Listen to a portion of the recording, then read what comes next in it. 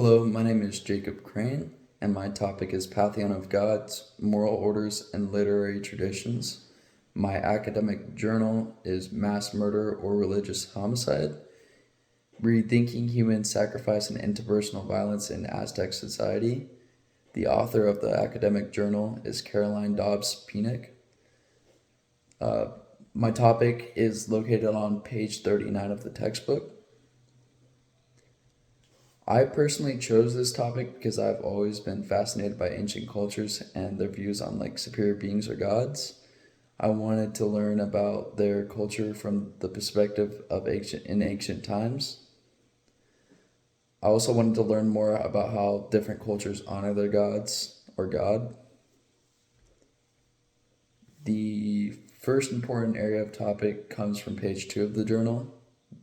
The Aztecs the Aztecs' practice of human sacrifice is one of the most sensationalized and bloody cases of mass killing in history.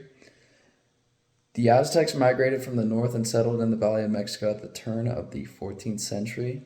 The Aztecs were then able to create a network of influence and power where they were able to acquire victims for their sacrifices, meaning they collected enough power in the general area to get people to do what they wanted, pretty much.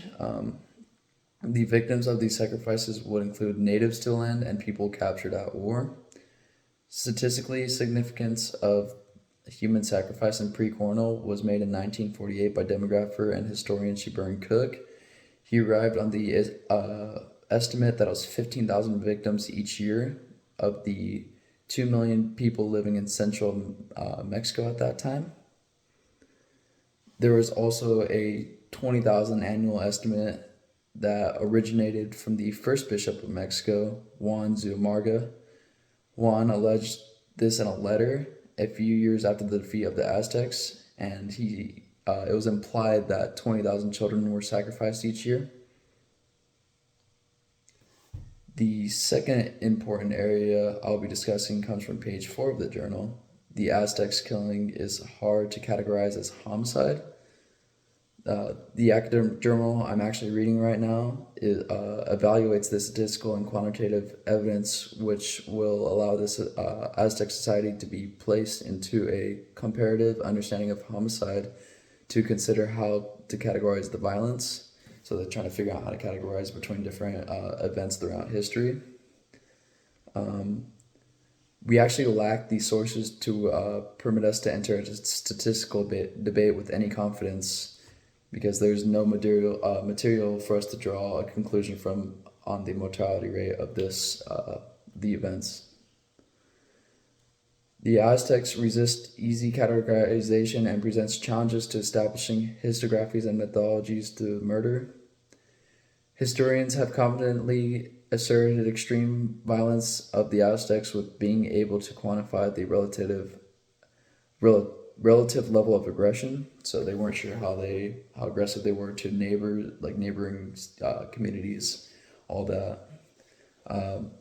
My last point comes from page 12. Aztec sacrifices were not murder in the interpersonal or moral understanding of the crime, but considered a matter of honoring their gods and acts for which they would be rewarded. The sacrificial victims were a part of a cycle of sustenance for the gods and assured their continued existence in this world. The Aztecs believed they were fulfilling a blood debt with the god, believing that the gods had let blood from themselves to create humanity. Being sacrificed was a matter of glory for the sacrificed, even for those that did not participate willingly, such as captives. But amongst the Aztecs, it was a matter of facing death bravely with the promise of a privileged afterlife. So personally, I learned how the Aztecs were able to get their victims through networking, and how many sacrifices were committed each year, which was believed roughly between 15 and 20,000.